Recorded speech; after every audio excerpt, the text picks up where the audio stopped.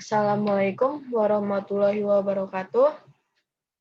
Jadi di sini saya ingin mempresentasikan hasil laporan saya tentang agama mewajibkan umatnya untuk beribadah dan bersyukur kepada Allah serta berbuat baik kepada sesama manusia. Nah, kehidupan manusia di dunia merupakan anugerah dari Allah Subhanahu wa Ta'ala dengan segala pemberiannya. Manusia dapat mengecap segala kenikmatan yang bisa dirasakan oleh dirinya, tetapi dengan anugerah tersebut kadangkala manusia lupa akan Allah yang telah memberikannya.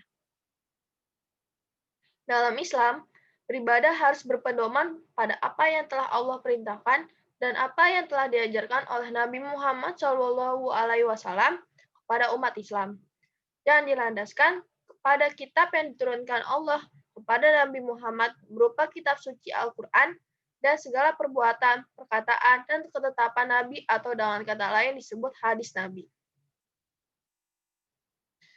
Ihsan. Ihsan adalah kata dalam bahasa Arab yang berarti kesempurnaan atau terbaik. Islam dibangun di atas tiga landasan utama, yaitu iman, Islam, dan ihsan. Oleh karenanya, seorang muslim hendaknya tidak memandang ihsan itu hanya sebatas akhlak yang utama saja, melainkan harus dipandang sebagai bagian akidah dan bagian dari akidah dan bagian. Allah Subhanahu wa Ta'ala berfirman dalam Al-Quran mengenai hal ini. Jika kamu berbuat baik, berarti kamu berbuat baik pada dirimu saja. Terdapat di surat Al-Isra ayat 7. Lalu, dan berbuat baiklah kepada orang lain, seperti halnya Allah berbuat baik terhadap dirimu. Di surat Al-Qasas ayat 77. Makna ibadah. Firman Allah mengenai antara lain pada surat Az-Zariyat ayat 56, yang artinya, dan aku tidak menciptakan jin dan manusia, melainkan supaya mereka mengabdi kepadaku. Ibadah berasal dari bahasa Arab, yaitu ibadah, yang artinya menyembah atau menghamba. Sedangkan cara terminologi adalah penghambaan.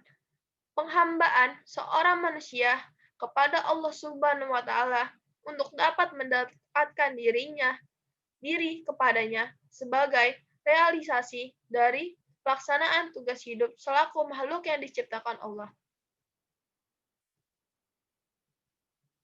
Ibadah itu kan ada yang umum dan ada yang khusus. Yang umum itu ia segala amalan yang diizinkan Allah Subhanahu wa Ta'ala, dan khususnya itu apa yang ditetapkan Allah Subhanahu wa Ta'ala akan perincian-perinciannya, tingkat dan caranya yang tertentu. Kewajiban ibadah bagi manusia beribadah kepada Allah Subhanahu wa Ta'ala berarti memusatkan penyembahan kepadanya semata-mata, tidak ada yang disembah dan mengabdi diri kecuali kepadanya saja. Dan kata lain, semua kegiatan manusia, baik yang bersifat ubudiyah maupun yang bersegu muamalah, adalah dikerjakan dalam rangka penyembahan kepada Allah Subhanahu wa Ta'ala dan mencari keridhaannya. Allah berfirman dalam surat Al-Bayyinah ayat 5, yang artinya, dan mereka tidak diperintahkan kecuali supaya menyembah Allah dengan memurnikan ketaatan kepadanya dalam menjalankan agama dengan lurus, dan supaya mereka mendirikan sholat dan menunaikan zakat. Dan yang demikian itulah agama yang lurus. Fungsi ibadah. Manusia dalam hubungan dengan Tuhan menempati posisi sebagai ciptaan dan Tuhan sebagai pencipta. Dalam bahasa agama Islam, Tuhan disebut Al-Khaliq atau pencipta. Dan selain Allah Subhanahu wa Ta'ala, makhluk yang tercipta.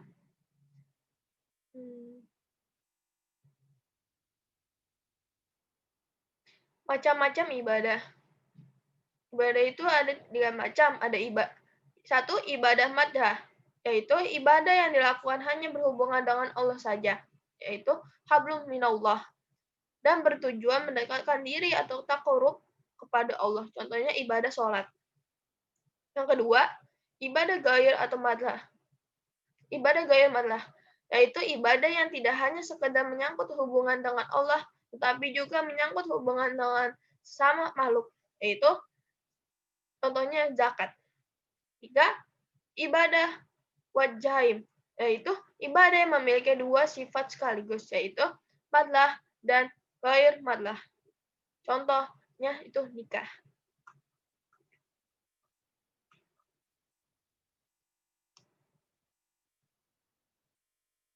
Kesimpulannya dari ini adalah ibadah merupakan seluruh aspek kehidupan, tidak terbatas pada saat-saat singkat yang diisi dengan cara tertentu.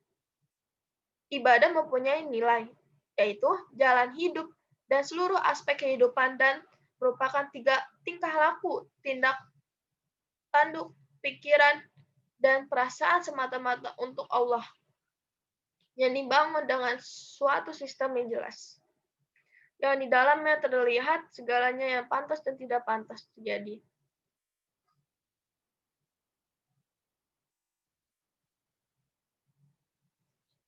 Secara garis besar, ialah dibagi menjadi 2, yaitu ibadah murni adalah suatu rangkaian aktivitas ibadah yang ditetapkan Allah Subhanahu wa taala, dan bentuk aktivitas tersebut telah dicontohkan oleh Rasul-Nya, serta terlaksana atau tidaknya sangat ditentukan oleh tingkat kesadaran teologis dari masing-masing individu.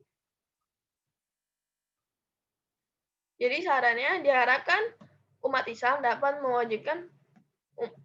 mewajibkan untuk beribadah, bersyukur kepada Allah, serta berbuat baik kepada sesama manusia tanpa harus menginginkan imbalan tersebut. Perlunya pemahaman mengenai ilmu agama Islam secara luas agar memahami kepribadian jadi lebih baik dan bisa memberikan contoh yang terbaik untuk orang lain. Oke, sekian dari saya presentasinya. Saya ingin bertanya kepada Sania. Kita kan sebagai umat kan wajib beribadah dan bersyukur. Beribadah, bersyukur, dan berbuat baik ke sesama makhluk hidup. Nah, bagaimana jika kita itu cuma malas untuk mengerjakannya? Sementara itu kita kayak rajin mengingatkan orang lain untuk menjalankan kewajiban tersebut. Bagaimana pendapat Sania? Ya, pendapat saya sih, kan tadi lu apa tuh, misalnya males nih ya, kitanya males nih untuk males ibadah. Tapi kitanya tuh rajin apa tuh, ngingetin orang. Pertama lu ngaca diri lu sendiri, lu udah bener atau belum. Sebelum lu ngingetin orang, lu apa tuh beribadah dulu. Kalau lu misalnya apa sih, lu udah males, tapi lu malah ngingetin orang beribadah. Nah, itu kan kayak apa sih, ya gitu deh. Ya intinya lu harus apa tuh, lu ngaca diri lu sendiri, kalau misalnya lu udah bener, baru lu boleh ngingetin orang. Nah gitu pendapatku. Ya, Oke, makasih Sania atas jawabanmu. Sekian dari saya. Wassalamualaikum warahmatullahi wabarakatuh.